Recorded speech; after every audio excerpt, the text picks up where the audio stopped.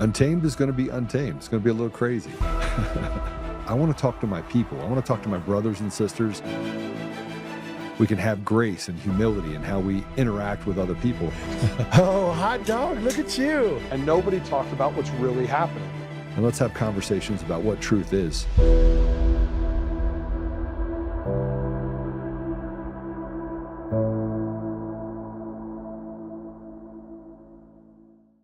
Yo, I'm starting to realize the people that like went to college and all of that and basically were force-fed this narrative, they're the hardest people to get through to when you awaken. It's like whatever they were taught, it makes them stuck in a low vibration. So when you're in a higher vibration speaking to them, they're like, you're crazy. And it's like nothing you say, no matter how many supporting details, no matter how many footnotes, no matter how many motherfucking screenshots, and they don't care. You will not shatter their reality. They are stuck in the matrix. And that's what I'm realizing. Oh, they want a bunch of fools with degrees running around so that the darkness has the freedom to operate, but everybody with this degree in their head, they think, I'm so smart, nothing can touch me. Whole time they being fucking used. They don't even know they operating through life in the darkness. Oh man, it's pathetic.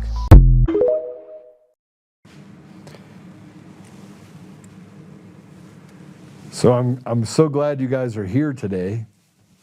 I am here to change the way you see things, and so I wanted to put this up because, you know, this is the new look. And I was gonna sit here and I'm not gonna waste any time. I want to bring David in. Ooh, that sounds terrible. This is my favorite show because I get to be with my brother David. But before he comes in, actually, we'll go ahead and bring him in. I got to make myself a tinfoil hat. David, welcome to the show. Hey, Joe. Good look. It's an improvement.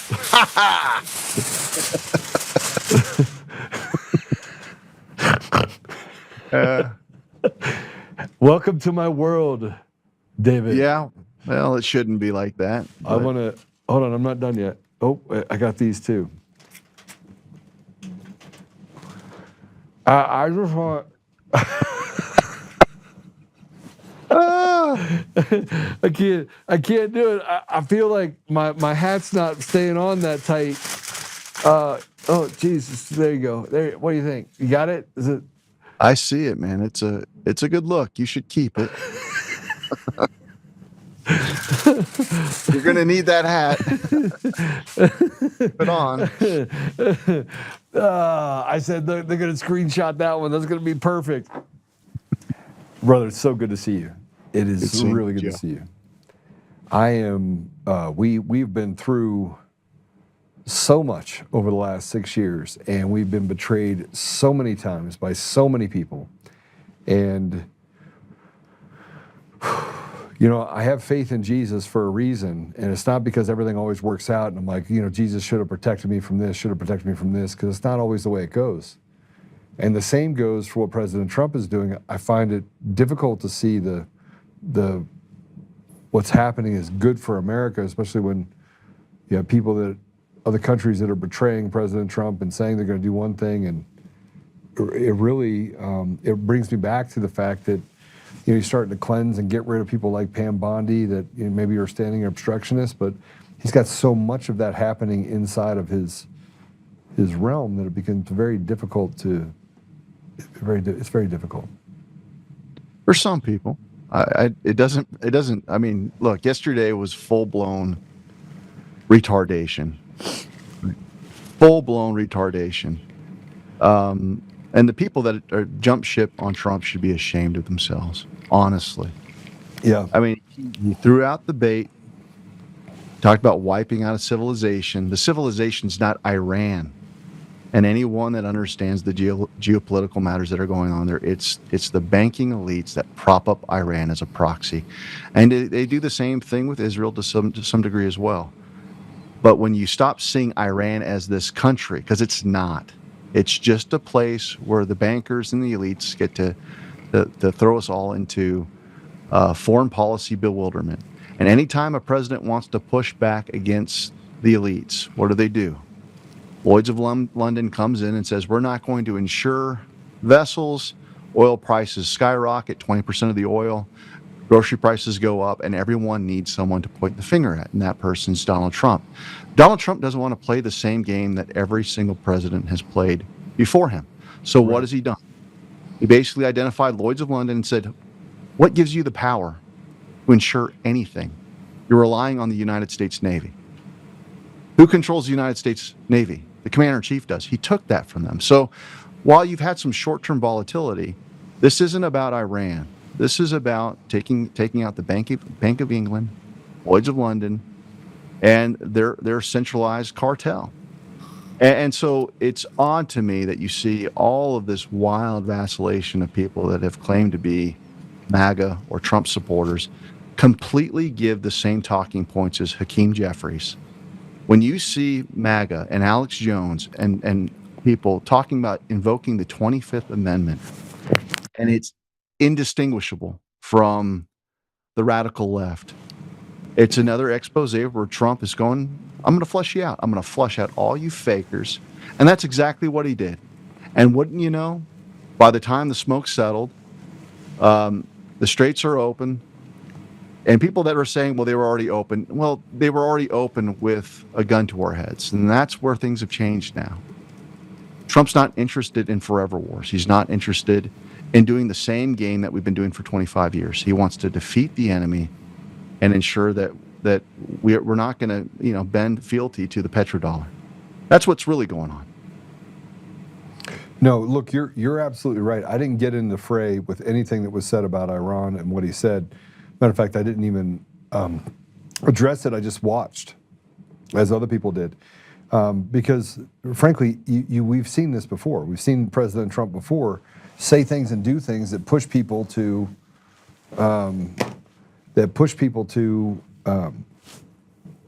expose themselves. Yeah, clearly. And well, so check this out, Joe. Let's throw this out there really quick. Mm-hmm. You've got 16, 17 years worth of tweets for Trump. Yeah. And almost every time he sends out a tweet, for the most part, people's heads blow up. But you revisit those tweets now through hindsight. Where has he gotten it wrong? I mean, give him 6 months to a year on any tweet that you go on, and everyone that he has issued a mean tweet towards, you revisit it with the information that comes to light that he obviously already had. Some people would say that those tweets weren't mean enough. He got the COVID vaccine wrong. He got COVID wrong. But I mean, Depends it's on how okay. You can't bat 100, right? I mean, it's not. I take nothing away from him, but he hasn't batted 100. I mean, the COVID vaccine and the ventilators and everything else. I mean, they caused real harm. But I don't think that was his decision. I just think that he was given information, and he can't be a doctor too, huh? No, it's another thing. It's like I think he's challenging something that's way bigger than. I mean, since when did anyone in the Untamed audience get their medical advice from a politician? Can someone tell me that? Zero. Okay. I was just pushing back because I mean, but his mean tweets are always on point. But nobody's gotten arrested. But you got to take the world as you find it, and so the world that descended upon we the people in 2020 was with a population that largely thought that vaccines were good, largely thought that Anthony Fauci was a good person. Maybe not, the segment of the people that wore that tinfoil hat. And so I think Trump's dealing with the people, he was dealing with the mainstream media saying, okay, we're going to gaslight you to death. We're going to have the case counts going up on TV. And guess who's going to be blamed as that case count goes up if he doesn't select and embrace our chosen depopulation expert, who was Anthony Fauci. Yeah. So Trump said, okay, I can't beat that because you guys have been brainwashed into thinking this guy's a good guy, despite what he did in the 1980s with AIDS, despite what he's done for decades. Ebola, I mean, you name it, all the way down. And then he puts him front and center, and within 2 weeks, he has distanced himself from Anthony Fauci, and Fauci becomes a villain during the Trump admin. It's an elegant game. Well, let's we live in this. The first video I put up was about the Matrix, and you have people that live this way, and you have this person, this victimology. I don't know if you saw it. We haven't. I want to get into the Dominion ICX machines, and there was a great the skiff post that was put up. But before that, I want to show you this. This is somebody that basically is mad at us or thinks that we're, I don't even know what, here, play it. If you're offended by minorities talking about their lived experiences, you're the problem. If you're offended by women saying they're afraid of men, you're the problem. If you're immediately reprimanding instead of listening and understanding, if you're offended by people's lived experiences, you're the problem. Oh!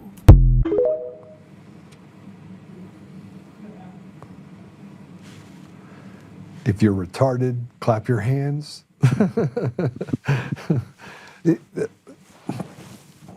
It's more pageantry.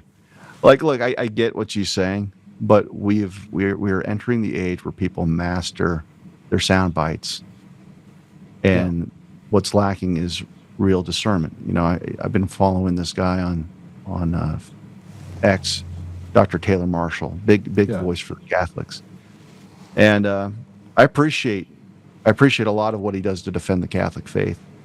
But when you start resorting into talking points of, if people don't watch offending Catholics or offending this group, you're not going to have the Catholic vote. And I'm sitting there going, how about the rigged software? How about mail-in ballots? How about offense is not what drives the rigging and stealing of elections? And that is another form of pageantry. It's we've got all of these people that are clamming around and talking about surface level issues as if they have any basis in reality. And that's probably why I'm coming in all guns firing, Joe. I mean, I don't mean to give you the brunt of it. I'm just sitting there going, I'm tired of the retard pendulum swinging and everyone taking the license where they know that we're so stupid as a population that we're gonna forget about what they did 24 hours ago, and they're gonna be all on board. And I'm just tired of it. It's like we're surrounded by absolute morons who are blowing around like the wind. And it would just be nice if people could just take a reflective stance of what we've been through collectively as a nation over the past 15 years. And then all of a sudden, the world makes sense. No, I've been watching you on fire for the last couple of days, and I've been doing this Colorado chair race and trying to support other candidates and listening to people. So I've, and I'm trying to plan this 90-day plan for a Colorado GOP that is largely non-existent, doesn't exist. We don't even have an office anymore for the Colorado GOP, and we're almost $300,000 or $400,000 in the hole. We have no money. The RNC is all but written off the Colorado GOP, and I have to go in and fix it in 90 days, basically 6 months, right? Mm-hmm. And but I've been watching you because I've watched all your stuff, and there was a video that was put out by, and you can put us next to this, by the way. There's a video that's put out about the Dominion ICX. Now look, we've seen this before. They're able to scan, tabulate, and mark ballots after the time when the voter handles the ballot last. And we know this, right? We know that the system is inherently flawed to a degree where it was designed that way to steal the vote of the people. David, what you're talking about right now, all these things, the only, and my attorney and I were talking about this morning because I had a Coomer deal. I had a Coomer hearing where they're trying to do a protection order because they don't like mean tweets. But if you admit that the election systems are stolen, you admit that every judicial appointment has to go out the window, every law that's passed has to be rescinded, every executive order and every other thing that has been done to affect the American people, including tax hikes and everything else, all that has to go away. So the constitutional crisis for them is, how do we admit that we've been stealing elections for decades and still keep the wheels on the bus, right? And my attorney looked at me, who's a really good guy, and said, now you get it. Like this is why there's this trepidation on both sides because that means that none of them were elected, right? Yeah, I mean, I think there's a spectrum, right? Like I think if you reduce it to that, it makes sense. It holds up. The spectrum that I would look at is that you take an oath, and whether or not you had faulty actions that were part of the election system, that you can violate that oath through omission or commission, through actual acts or through negligence on not giving heed to the worries of the American people. And so I would carve out a niche for those that have tried their best to get to the bottom of it. But here's the thing. When you add them all up, I don't know if I could count them on two hands. So it's kind of a distinction without a, I don't know what the term is, but you're still at the same place because our political class is so left wanting when it comes to actionable items, right? Yeah, it's depressing. All right, so I want to play this video. This is the Dominion ICX machines. This is from the Skiff. I think this video goes back about 6 years. It's been out there a long time. We've talked about it a bit. It's about 4 minutes long. Let's play it. A tabulator should never, ever be able to vote a ballot, okay? And these tabulators that you're using today can, okay? That's a problem, and here's why. The voting machine is called the Image Cast Evolution, or ICE machine. It's made by Dominion. The Dominion Voting Image Cast Evolution, or ICE, is an all-in-one accessible paper-based voting system. This Image Cast Evolution voting machine has the physical ability to mark votes onto the ballot after the last time the voter sees the ballot. As a bad guy, I love it because all I got to do is change the logic slightly, and I put in a voted ballot, and I see that the machine sees that I didn't vote on some down ballot race. So it votes for me. It reverses the ballot. And what do we do when it reverses? We just feed it back in. Now, what I need to tell you, because of my travels, we saw something very unusual occurring across the country that is out of spec. In Georgia, the reversal rate on the tabulators was between 15 and 20%. And I said, what did you do? Well, we just feed it a second time and then it takes it. Sometimes we have to feed it a third time and it takes it. But it always takes it. So you got to stop and say, well, what's going on here? Why is the tabulator reversing the ballot in the first place and then it takes it on the second or third try? Are you talking about when they're using the ATI for it? No. So are you talking about if it's undervoted? A normal ballot, no indication, no undervote, no problem. It reverses the ballot. And that's a disaster if we lose the ability to trust that the paper trail really represents what the voter intended. Andrew Appel is a professor of computer science at Princeton University.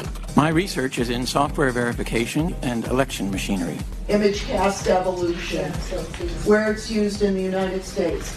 New Mexico in 2013, Ohio and Tennessee in 2013, California, Florida, Minnesota, Virginia, and Wisconsin in 2016. The machine is a combination ballot marking device and optical scanner. According to information on the company's website, the voting machine is the only optical scan tabulator using a single ballot paper path. That means it's a printer and a scanner in one. If the machine is hacked, then they can install software that marks votes on the ballot after the voter last saw it. And if the piece of paper can be marked by the computer after the last time the voter saw it, then the whole paper trail is compromised. Security experts do not believe that the ICE machine is the only voting machine being sold with the ability to add votes to paper ballots. Appel and other computer scientists believe that two versions of the Express Vote, a ballot marking device by another company, ES&S, have the same capability. That machine has already been purchased by half a dozen states, sometimes, like in Philadelphia, over strong community opposition against expert advice. These barcodes go against the recommendation of the Blue Ribbon Commission on Pennsylvania's election security. And with indications that there were conflicts of interest in the procurement process. There were many issues in this process that are troubling. 6 swing states have now purchased voting machines that security experts say have this problem. Serious fraud and potential abuse is going on pretty much in plain sight. Nobody wanted to talk to the whistleblower eyewitnesses either, remember? Now, regardless of what happened, this is exactly what I have been telling you. This is why election integrity measures are critical, and they need to happen, and they need to happen now. An election audit in Maricopa County in Arizona is happening. It's also turning up, well, pretty shocking results. According to the Arizona Senate President, Karen Fann, quote, companies hired by the legislature to review the election results came up with a different number of ballots than Maricopa County officials. Huh?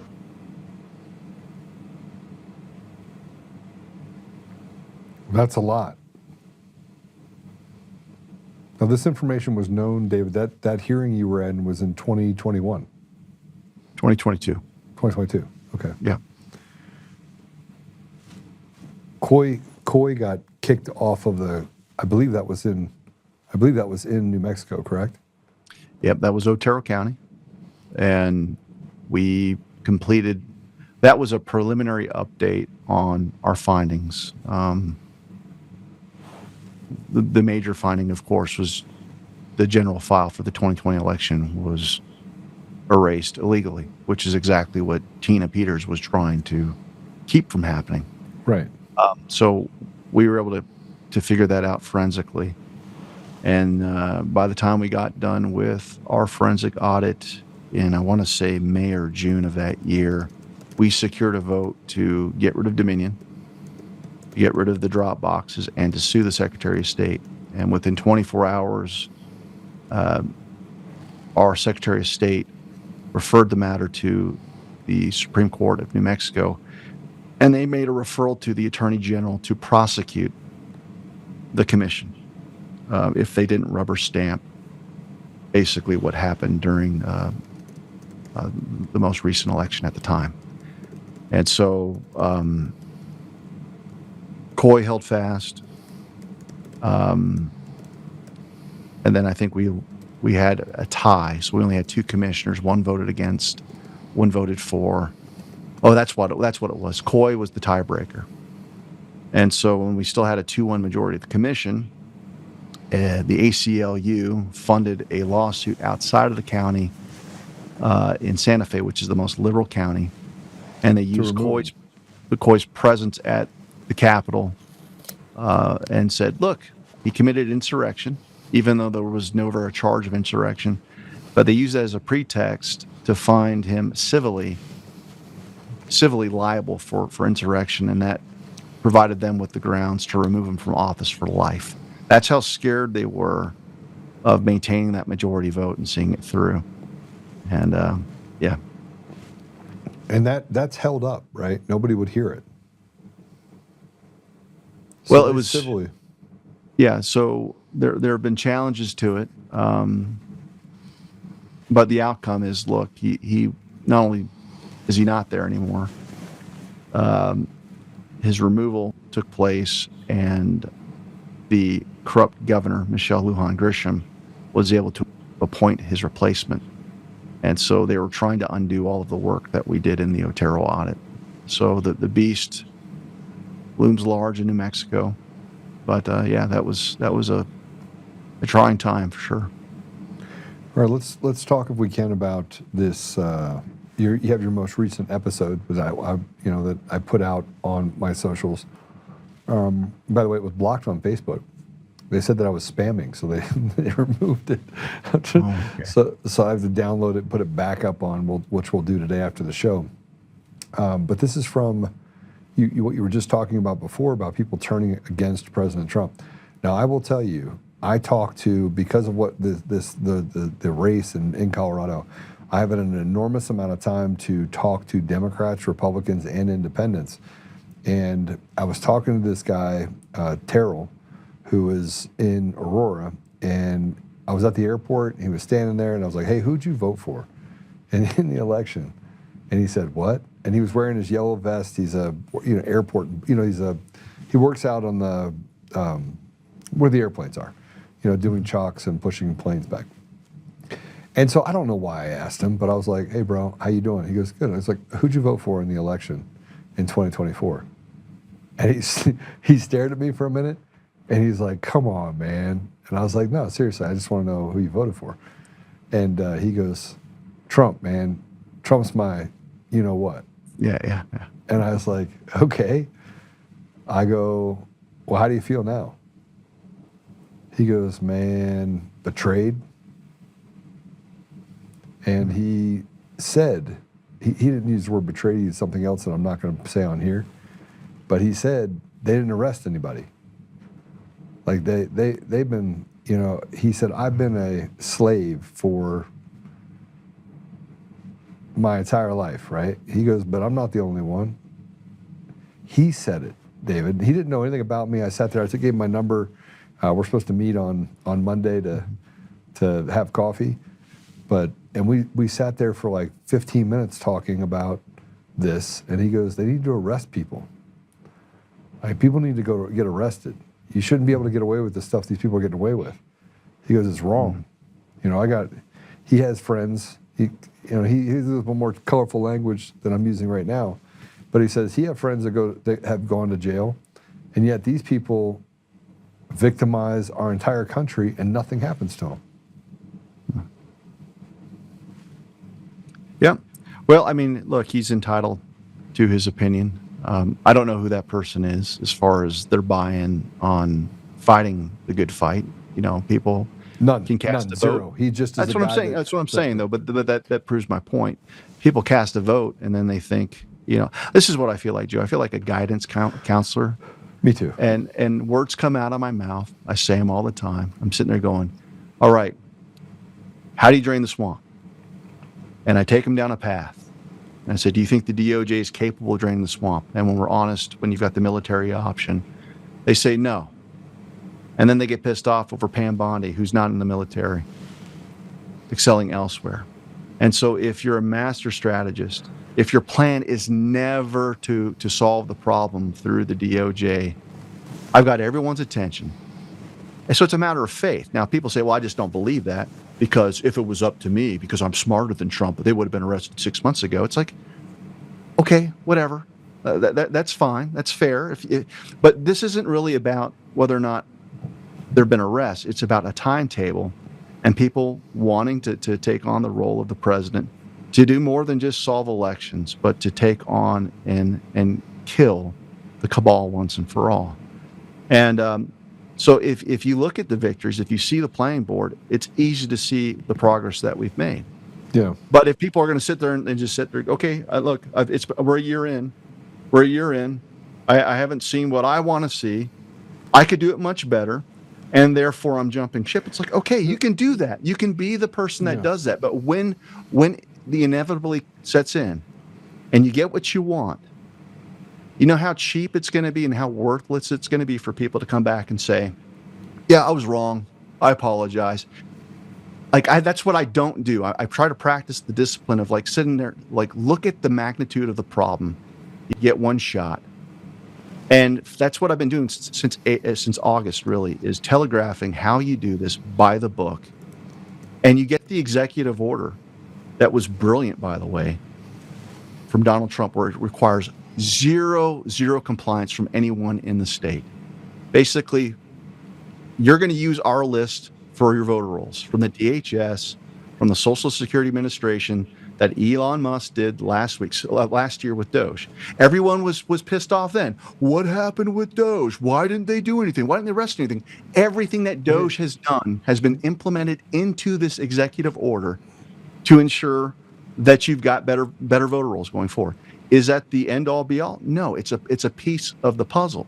But these are the victories that everyone's looking past, and I'm sitting there going, even then, Trump's not expecting anyone to get on board with that executive order. So I just so you know, I think he's counting on them not doing it so that he can then go in with the military action and make sure that they're standing next to everything that's being done inside the elections and saying, okay, now we're going to do them over again, right? I mean, it's But like, if you know that, we shouldn't be giving voice and life to the panicans. Hold on, he's not panicking, because here's what I did. Here's what I said to him, and this is what I tell people all the time. I'm like, listen, here's why people are pissed off, but the people inside. I try to give So this morning when I woke up this morning, I woke up to an email where somebody was pissed off at the vice chair of the Colorado Republican Party who was just elected, and they called a guy names, right? And I had just met with him yesterday, and they're like screaming in all these chats, everything else, and I had to tell this guy that's my friend, I was like, listen, just settle down for a minute. He's been in the position for 4 days. like leave him alone. And I said it to this guy too. I was like, don't count Trump out. Everything will be fine, right? And if it's not, we always have each other, right? And he's like, yeah, so is anybody gonna get arrested? I go, I'm telling you, people are gonna get arrested. I'm in the Coomer lawsuit, right? I'm in the Coomer lawsuit next to President Trump he's getting sued with me in this deal, right? And so I will say this, and I said it to you, I've said it to everybody. I'm not standing against President Trump, not today, not tomorrow, not ever, right? But the people that are out there, they just don't know. They don't have access to any of that information. They're weary, right? So they're weary. They're weary doing nothing. Right. This is where I push back, Joe. Is that, look, I've earned my hopium. Yeah. Because it's not me just I call reporting. You for mine. Yeah. Well, I don't just report on Q drops. It's like that was me at that hearing with Jeff Lemberg after we scanned 25,000 ballots in that county, went on to another 8 counties. I've defended Lemberg's deposition in the curling case.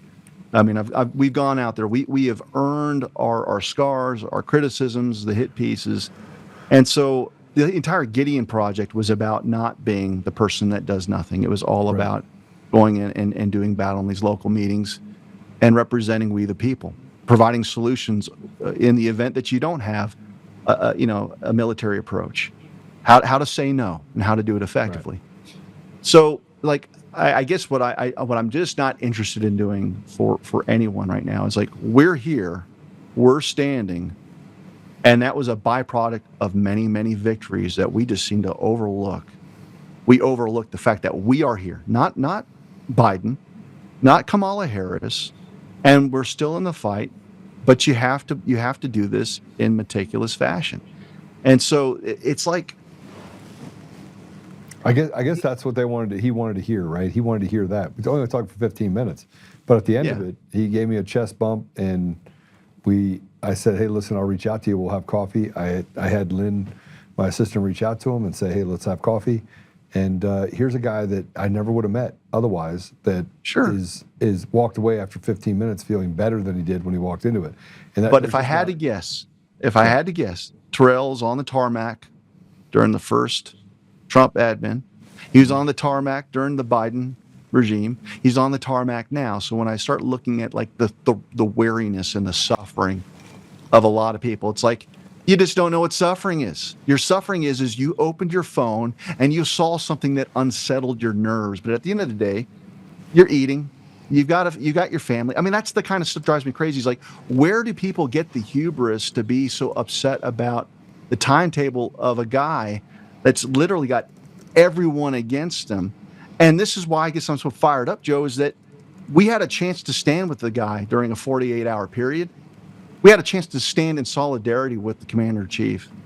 And we got to see people that showed their truth colors, which is they're the fucking wind. They were nothing better than the fucking wind. That's it. Yeah. And I'm tired of rolling with people that are nothing better than the wind.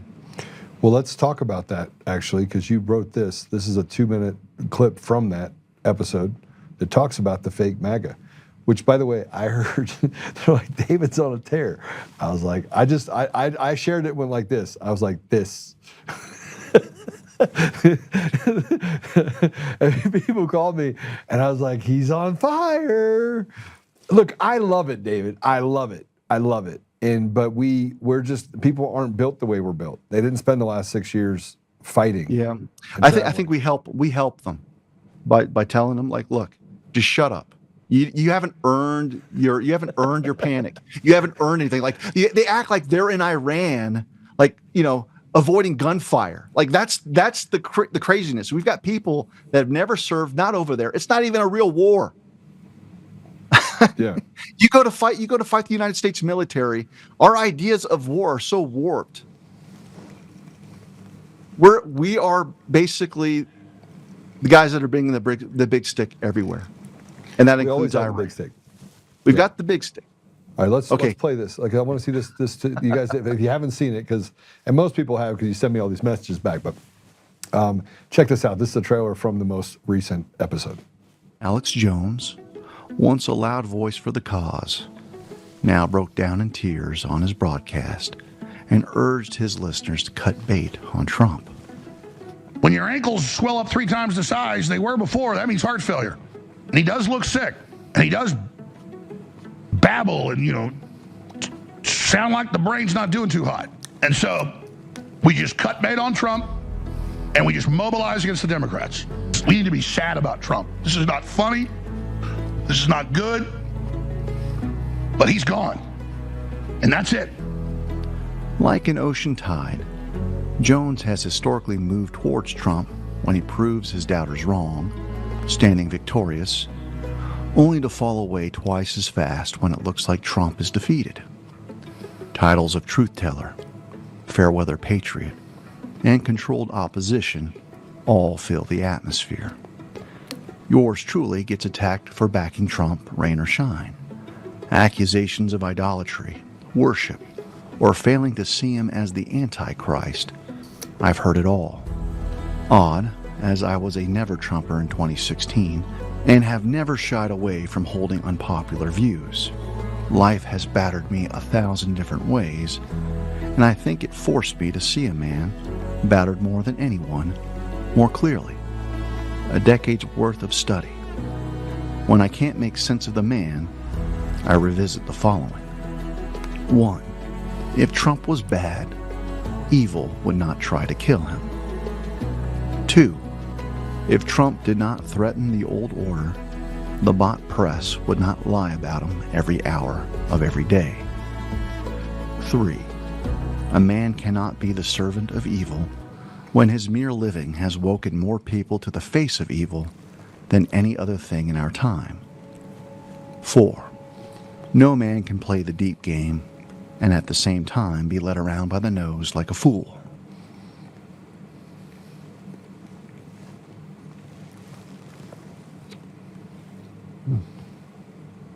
I stand by it.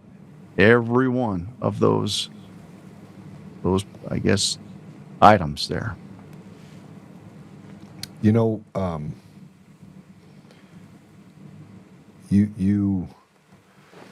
What you said was actually biblical.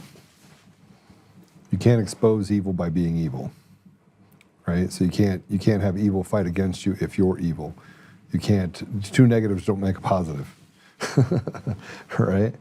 And so I look at this whole thing with President Trump, and I liken it to the loyalty that you have to have if you go into battle.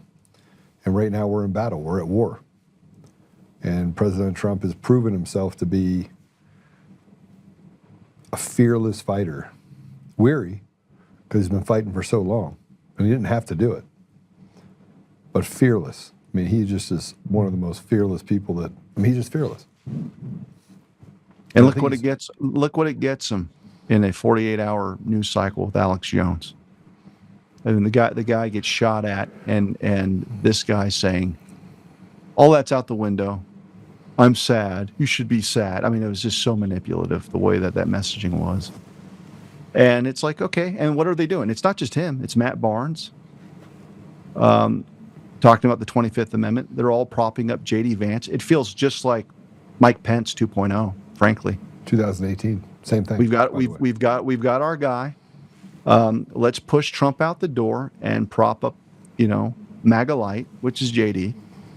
And I've got lots of questions about that guy, but it's just so expedient. Like we need to move on and cut bait, and we're going to use the Iran conflict that everyone has a caricature of, It's like Iran's not a real threat, guys. Iran's not a thing. The thing behind Iran is what's real. And no one talks about the thing that's behind Iran. Who is funding Khomeini? Who are the funders? Who benefits from the forever conflict between Israel and Iran? Why is it so remarkable that Trump got buy-in from all of these different Saudi countries? It's unheard of, the fact that he's got a coalition of people in the region that are willing to play ball with him. No other leader can get you there. So, well, they were pretty upset over the. I mean, this is something. I mean, I got blasted for saying this, but and by the way, what you're saying about the Republican Party turning against President Trump is happening right now inside the Republican Party in Colorado. People are like, oh, you know, he's one of those guys, and they turn against everything. The elections aren't stolen. They were like, oh, I'm for Trump. The elections were stolen. Now they're like, oh, no, the elections weren't stolen, right? Mm-hmm. So you have people that are literally going full retard. I mean, I don't know what else to call it. And yeah, they only respect power. These were the same terrible people that when it was questionable about Trump securing the nomination, we're all in for DeSantis and everyone else. He wins. Again, short-term memory loss. I love this guy. I'm with him because he's wielding power. And then as soon as there was some engineered popular opinion that someone could seize on, which was his messaging in the Truth Post, which was completely by design. It was completely by design. Yeah. And he knew exactly who was going to fumble all over themselves. He knew who was going to run with CNN's false reporting on the 10 items that they came to agreement with, which was completely false. And within minutes, it's like debunked. And here we are. We're on the precipice of something that, frankly, the fact that he's not even given the requisite praise for what's being accomplished in Iran right now. It's amazing that we have the opportunity for peace, and it doesn't make him a shill for Israel. It just puts Israel's on a short leash themselves. Yeah, so this putting Israel on a leash, there's some massive fights happening or protests happening in Israel right now, but we don't hear anything about them, right? They're actually protesting what's happening in Lebanon, nothing to do with Iran, everything to do with what they're doing in South Lebanon. So there's a break too in what's happening between leadership in Israel and the people of Israel, holistically, because these are really powerful protests that are happening.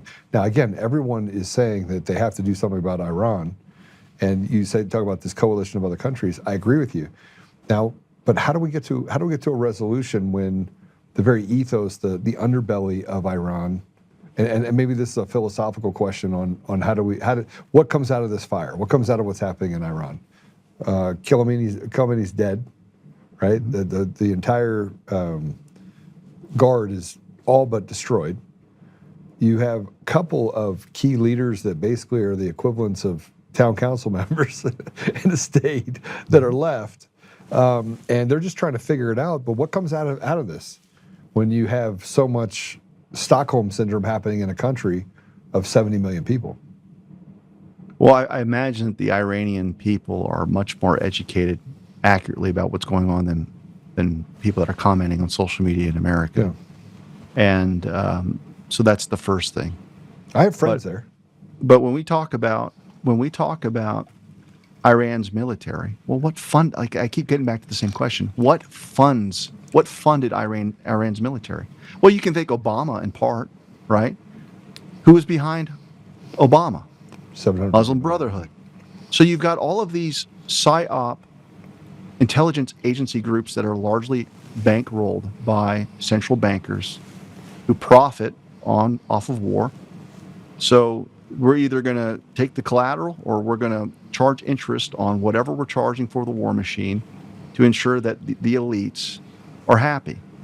And so it's like this jewel crown of chaos is what I would refer to it. Everything that's been happening in the Middle East ever since the CIA got involved in Iran, however long ago. We're talking about installation of the Shah, and they've never looked back. We've had this same set of talking points of a nuclear Iran, And anytime anyone wants to push back with American sovereignty, putting America first and not being intertwined into the NATO strategy or into the United Nations, then we've got some false flag that emerges that's funded by the intelligence agency groups going straight to the terrorists in Iran. And then the president, whoever it is, has a giant mea culpa. Okay, we're tapping out. My poll numbers are tanking. And Trump's the first president in the last 50 years that's like, poll numbers be damned. I see the game. I'm going to play the long game, and I'm going to destabilize the region and take away the chokehold that the central bankers have in the area. That's what we're talking about. And if people want to have an intelligent conversation about Iran, they need to stop thinking about Iran, Israel, and think about the bankers behind both sides. And then it becomes much clearer. I would really recommend that this audience put Promethean Action on their watch list. These two old ladies that, I shouldn't say that they're old, but they've been doing it a long time.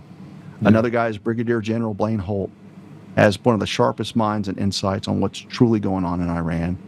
And I mean, look, you wouldn't know it from reading social media that Trump is having any successes, but he is dominating the region through misdirection, through his posts, through his negotiating. And we've come super far in a year and a half in the region. It's going to be all for naught if he can't see it through. I agree with that, but he's going to see it through.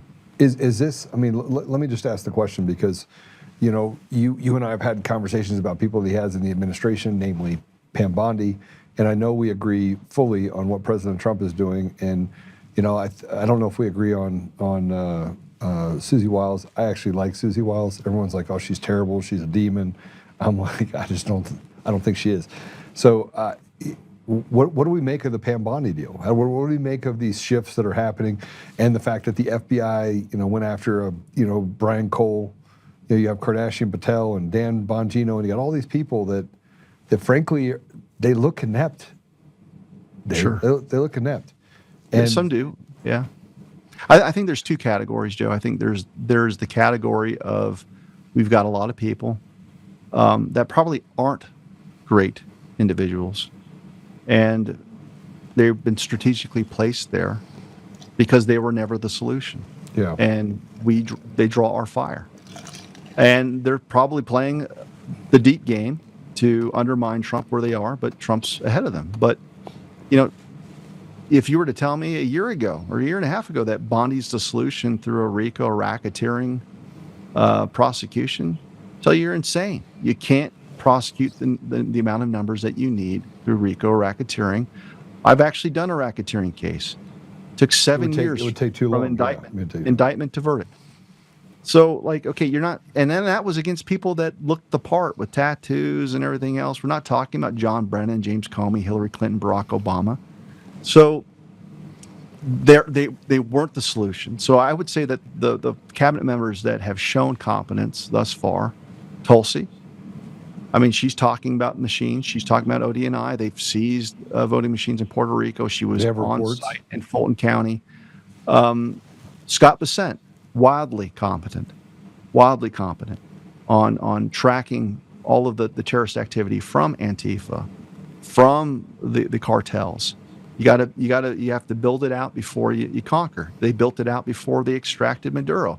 I mean, even the stuff that people miss over the renaming of Department of War, the Panama Canal, the Gulf of Mexico now being the Gulf of America. It's now the American Canal. What did they have to do? They had to bring ships through those canals. They weren't considered international waters if you're in the Gulf of America. They had perfect placement for the extraction of Maduro. Like, we don't remember that these things would make for the glory of an administration, and yet it's already old news. And so he's working so quickly. You also have, I'd say, extreme competence from Rubio, like what I've seen from him. And then you've got kind of the Bongino, Cash, Bondi, like, what the hell's going on? And I'm okay with that. Yeah. I'm okay with that incompetence if it's not the plan. And what I've been telling people is it's not the plan. It's just not. Okay, so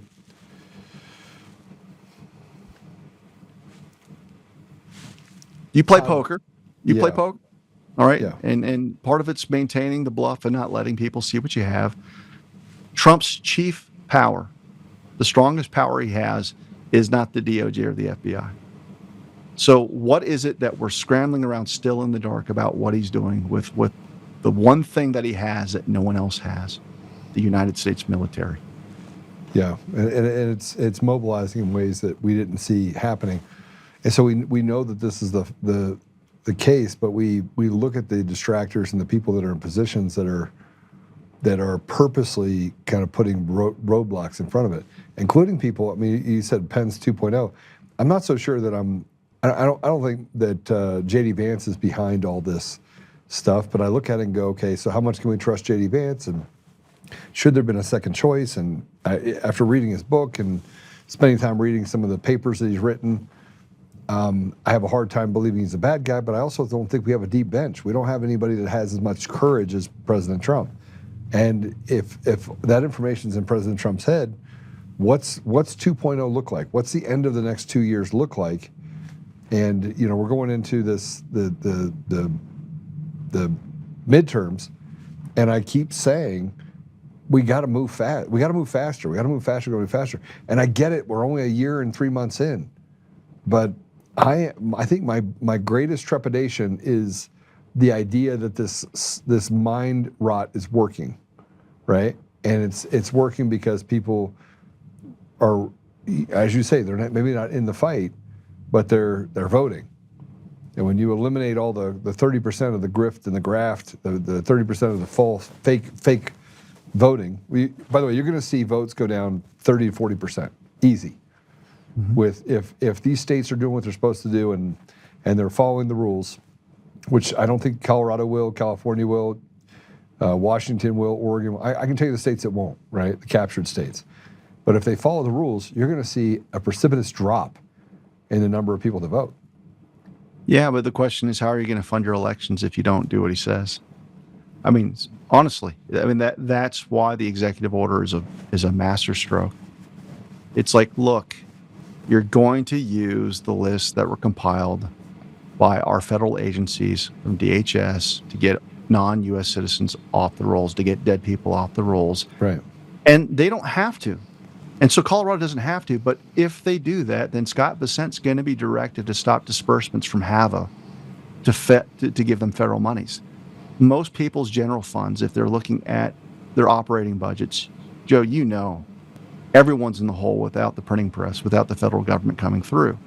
So, sure, file your injunction, file your lawsuits, but you're not going to have the money if you don't implement the reforms. And so it's like, yeah, you want to use the U.S. Postal Service to deliver the mail-in ballots? It's going to have the barcode, and it's going to be based on our data registry list. And if you don't want to, fine. So it's not the panacea that's going to fix everything, but it's going to exert massive pressure for entities that have no interest whatsoever in supporting or implementing. They're going to try it any way they can, which is fine, because the chaos is going to show that the military is the only way. And so you just got to look at the end game here. You and I both know at this point it's too late in the day to train up a bunch of clerks that are frankly complicit in committing treason against our nation. I would have given them the benefit of the doubt 4 years ago, but in the year 2026, the fact that they're going back, just as you said, our elections are fine, Trump's on the way out, they're changing their tune right away, just tells me you're going to have some type of National Guard presence in counting the votes. And if we don't have it this year, well, you guys can say whatever mean things you want. The point is, it's not about whether I'm going to be right or I'm going to be wrong. You're going to wish to God I'm right, because you're not going to have a semblance of a fair election unless these reforms are placed into place. And so I just don't see Trump coming in through some miraculous way, being the beneficiary of some cyber intrusion in Serbia, to be placed back into office and not be aware of the stakes going into this year. All right, well, this is where we get into agreement on pretty much everything. And that leads me back to but God. I mean, the two words that I think that we've been living on since 2020, right? But God, but God, President Trump would not be here because he would have not moved his head, and he wouldn't have shot his ear; it would have shot him in the head, right? But God, President Trump was reelected in 2024, and we didn't see it. You and I, we didn't. We had some pretty hard conversations. It was difficult, right? Going into that election, a lot of stress, and then but God, and so now it's really hard for us to question the times that God gets involved. We have to stay committed to a strategy, and the strategy is to support President Trump through the entire thing. We keep thinking that he's changed who he is, and frankly, he's just maneuvering through the chaos. I call it 5D chess, call it whatever you want, but he's maneuvering through it. But I think he can see all the bad people too. I really do. Yeah, I agree. And that's really, I think, the salient point. This isn't about putting your faith in Trump. It's placing your faith in the clear divine appointment and anointing that God's given him. And the reason why, I'm confident in not ever betting against Trump is because he's the tool of God. He is absolutely his instrument. And as long as he continues to be God's instrument, you're not fighting against Trump. You're fighting against the creator of heaven and earth. And so, I think we're due some victories, but, I'm just reminded, just don't be the person that takes the black pill the day before victory. Don't be that person. Find it within you to honor not, the man in a 48-hour window. He is giving you a decade worth of tape. And it's really easy to make sense of Trump if you look at that decade. Yeah, he does nothing but win. I mean, if you were scripting a movie, this would be the way you'd want it to end. President Trump on top. Yeah, your indictments, how did that work out? How did your mugshot work out? I mean, how did the Stormy Daniels case work out? None of this stuff. Either everything's on appeal, it's crumbling in the appellate courts, it's crumbling before the Supreme Court. The convicted felon is the president. Nothing has worked that's been generated by the enemy. And it gets back to what you just said with, when people were accusing Jesus of casting out demons because he was demon possessed, that's where the scriptures were on the rebuke. Kingdom that cannibalizes itself is no kingdom. And so people need to figure out where they stand. It's easy when you look at just the world's reaction to Trump. And I think you can be confused by Trump all you want. But take a moment and say, okay, is the legacy media praising Trump ever? No. Usually not. Who's pissed off? All the people we hate. And if you stick to those two core principles, you're going to be okay. You won't get lost in the storm. Well, we're Team Trump for a lot of reasons.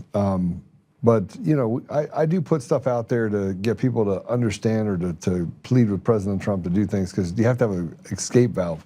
I know you'd say tell him to shut up. I don't normally tell him to shut up anymore, but sometimes I do, actually.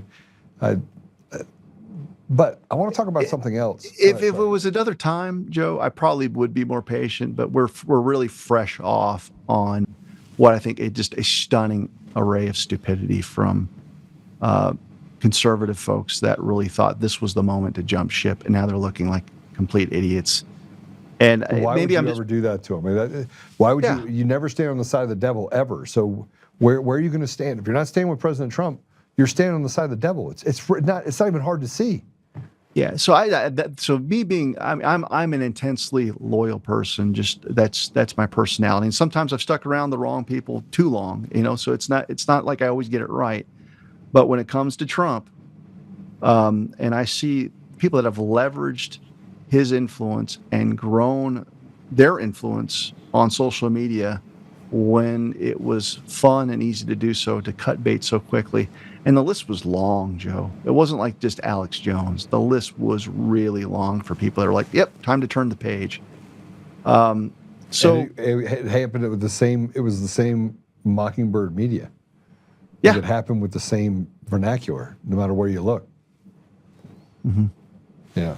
I didn't, so and this is why I stayed away from it, because I didn't want to get in the fray, because I would have spent all day just bashing people. And then you saw Benny Johnson actually came out and said that what Israel's doing against President Trump to undermine him is crap. And I was like, oh, Benny Johnson is actually going after Israel? What is happening here? Mm-hmm. Yeah. A little strange. All right. Can I keep you for 4 more posts so I can show you some stuff? Yes, let's roll through them quick, because I got another event I've got to get to. The LGMPQO, whatever you want to call it, has now rebranded itself. Did you see this? So now we can have a little fun.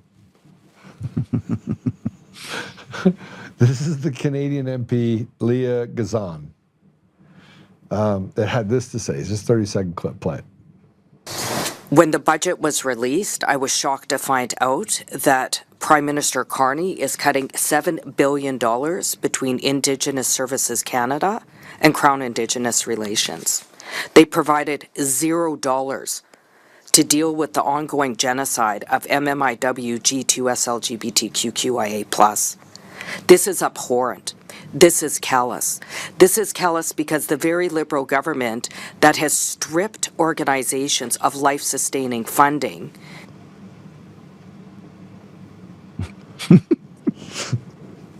Okay, I just want to tell you, it was MMIWG, I can't say it fast, 2S LGBTQQQIA+++++. Oh my goodness. This is how retarded. She had to practice that to have her speech. You know, Garrett Ziegler put out a post that the plus stands for pedophile. Yeah. And so when you got the LGBTQ, like that's what it is. It just means pedophile. So yeah, they're too bad you don't have the funding to sustain your pedophile network. So sad. So sad. But then I want you to see this. This is in Fairfax County, Virginia. Sadly, I know a lot about Fairfax County, Virginia, and 3 out of the 4. Well, here, go take a look at this.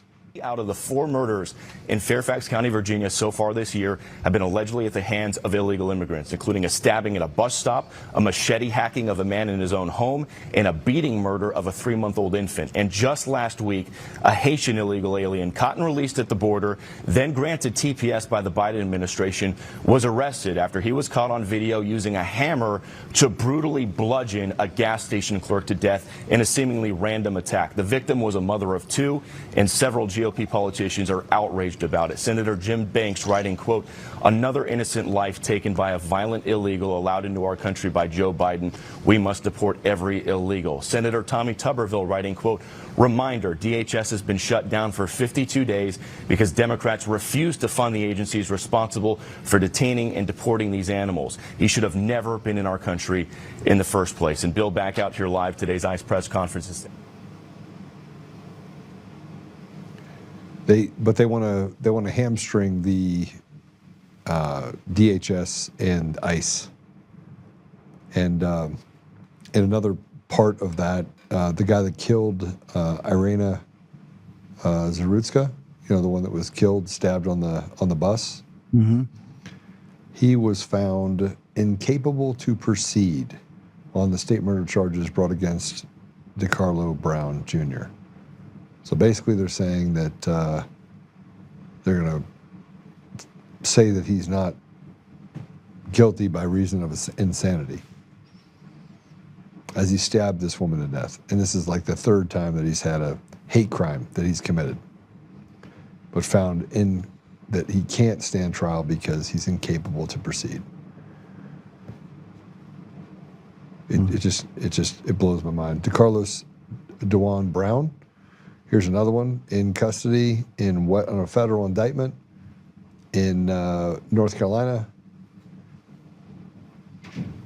Oh, this is him. Okay. Can you put that up? Oh, they federally charged him. Okay. So they then turned around and federal. Okay. I kept saying to myself, I thought that, okay, put this up. So they actually are charging him on the federal level. David, do you think that they can give him the death penalty on the federal level if they settle at the state level that he's not competent to stand trial? Well, look, it's you've got a finding. Usually, what happens, you'll bring in an expert, a psychologist of some kind, and they'll provide testimony on whether someone's got the capacity to testify.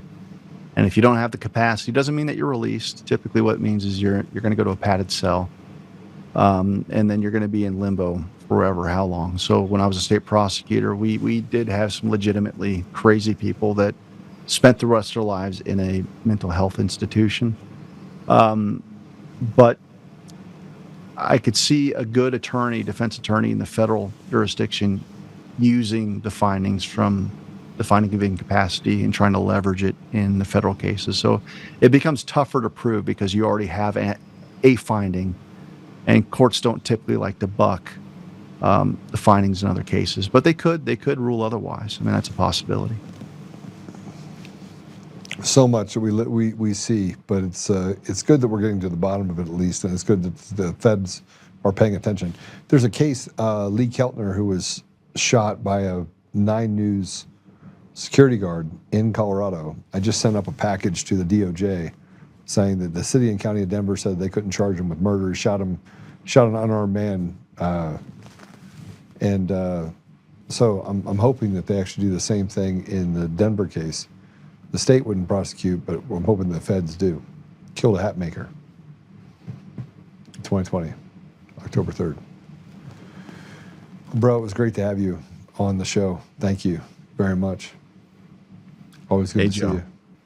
Yeah, love you. Keep your head up. I know you're drawing a ton of flack, doing God's work. I'm watching it very closely. Yeah, it's just a lot, and with all the.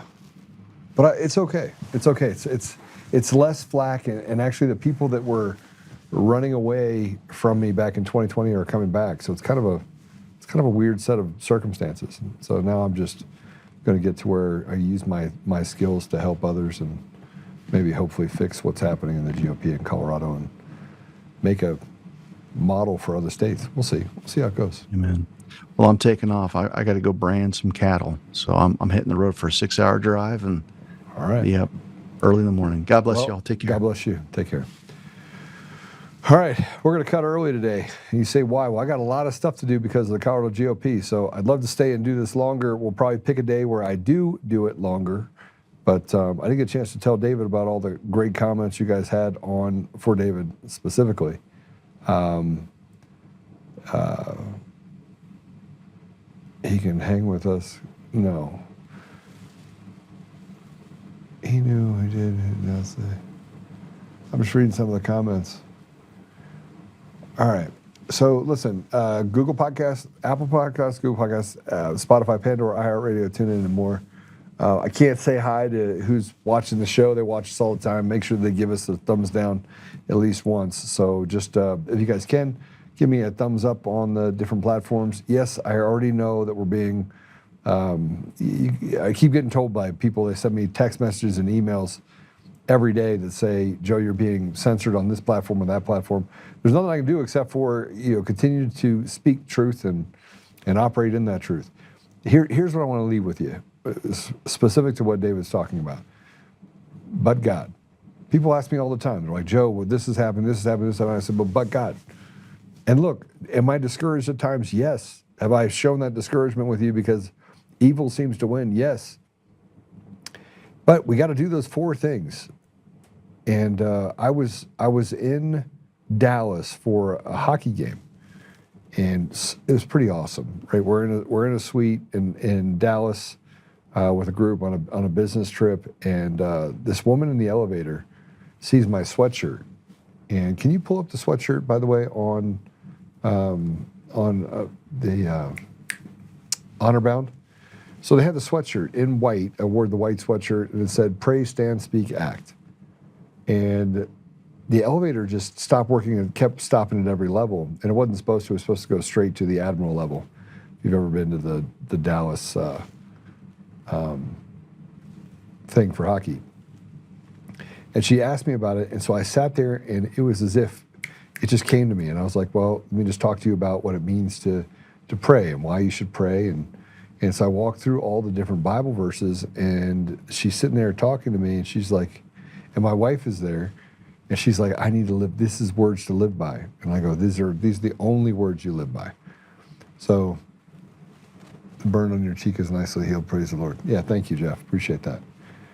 So I say this sweatshirt, this pray, stand, speak, act, this cross that's in my lobby when you walk in the office, it says pray, stand, speak, act, that Richard Terry actually built for me. It means something. It actually affects people's lives. People can read it, understand it. It's a conversation piece. So when you buy these sweatshirts, these pray, stand, speak, act sweatshirts, these hoodies, it's not just, or t-shirts, it's not just a shirt. It's not just a sweatshirt. It's a conversation starter, and it's an alignment where you can find people in the community that align with their belief and their feelings about the Lord. And this was just a black lady sitting on a chair, sitting inside the elevator. You know, have you ever been up and down to take you up the elevator? And it was pretty amazing. So I told her where to get one. So if she's listening and or she got one, we'll see here in the next couple of days. All right, let's pray it out. Father God, thank you for having David on. Thank you for the fight. Thank you for the neck-up checkup that he gave all of us. And thank you for the impatience that he showed. Because I think that's the same impatience, Father, that when we become weary, we forget to just trust in you. We forget to stay faithful to understanding the outcome. And even when the outcome is not what we think it is, Father, it's still our responsibility to make sure we maintain faith and that everything is supposed to work out exactly the way it works out. While also recognizing that it's our responsibility to get in the gap and to continue to work the problem. Father, we are so grateful in 100 different ways for the blessings you've given in our lives and for the fact that we live in this beautiful country, the United States of America. And whether you're independent or a Republican or a Democrat, or a part of any other party other than some of these evil parties that are out there, we know that we fight every day. We have this resistance in our head from what we hear and see in the media versus what we experience in our lives. So, Father, I just ask you to give us the strength to stand and to speak truth. And, Father, I'm asking for a powerful blessing over President Trump right now. I'm asking you to protect him, to lift the burden off his shoulders, and to give discernment to the people that are in the communities that would say that President Trump is somehow not aware of his surroundings or the decisions he's making. Father, I would just ask you to give him the ability to see through all the attacks that he has and the betrayals, and get to a place of peace, but also a place of winning, that we can win going down this path in order to protect the interests of your people, regardless of whether that's here or around the world. Father, we know that there's an immense amount of suffering. We know that truth is not always the thing that everyone strives to achieve. But Father, I just ask you to give us the ability to stand in truth. And I know that I get fired up, and I keep reminding myself of all the last 6 years and the pain that I've been through, and punching back at some of this evil. And so, Father, I just ask you to give me the ability, the tools to be able to be patient when I need to be patient, and to punch only when necessary to punch. Help me, Father, that I may serve others while making sure that I'm focused heavily on the one thing that matters, and that is restoration. So, Father, thank you again, and I ask these things humbly in Jesus' name. Amen. All right, so it's good to see all of you, and thank you. Thank you, thank you, thank you, thank you, thank you. Whew. Yeah, the burn on my cheek is healing. It's not healing fast enough, though, so we'll see. We'll figure it out. All right, God bless you all. Have a great day. Now, tomorrow, just so you know, Patrick is on. He's going to have a fire show. Why? Well, I'm going to be at the assembly down in Pueblo. And I may try to pop in and say hello to him a little bit, but he is on fire. The one thing I say about Patrick is he's like kind of become my spirit animal. So he comes in, talks, and he has a better accent than I do because he's a East Coast New Yorker. He's from the Northeast, but his demeanor and the way that he handled things, the way he sees things, and I want to remind all of you that Patrick has been in the fight. He gave up a storied career, and he did what he loved doing, which is serving children, serving our community, serving in education. He's been in that fight. He's been in the fight right now. We got some updates that we'll kind of talk through when we can later. But he didn't come to work at and with Untamed because he's like, oh yeah, I'm going to go do this. This is what I want to do. He did this because he had been shut out of an industry that he had given his entire life to. And if you want to have, if you want to see a perspective of a guy that's probably been through as much of a beating as I have, but in a different way, that's Patrick. So who called him Black Pill Pat? That's crazy. Look, if you guys saw the conversations we have in the morning, I go, how you doing? I'll say something, and Patrick will look at the camera and just do this, shake his head. And I was like, look at Patrick. He had the WTF going on. Yeah. Somebody said burn, baby, burn. What happened with burn? Anything happen with burn? I missed something? Yeah. I know how it feels to be forced out of a career. Yeah. But he's still fighting. And that's the thing that I think God is, I think life is a test. Are you willing to fight all the way to the end for what's right? And if you are, you're God's people, right? You're the Gideon 300. And so you're counted among the very few. And for that, I would say I'm very proud and grateful to have you on my side. So God bless you all. Enjoy Patrick tomorrow. I'll pop in if I can, but yeah, I'll see you soon.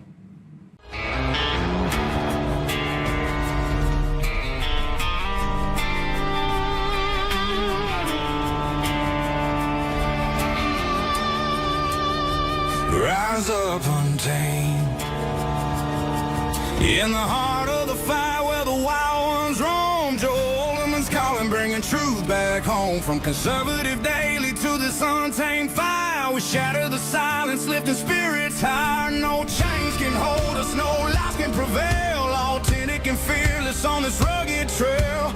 Patriots gather under stars and stripes. Untamed nation, igniting the night.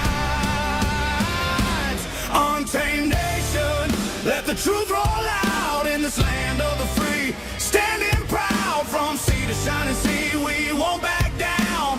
Catch the fire, wear the crown. Untamed nation, it's our battle song, motivating hearts where the brave belong. Yeah, untamed and wild, forever strong. Play it again all night long.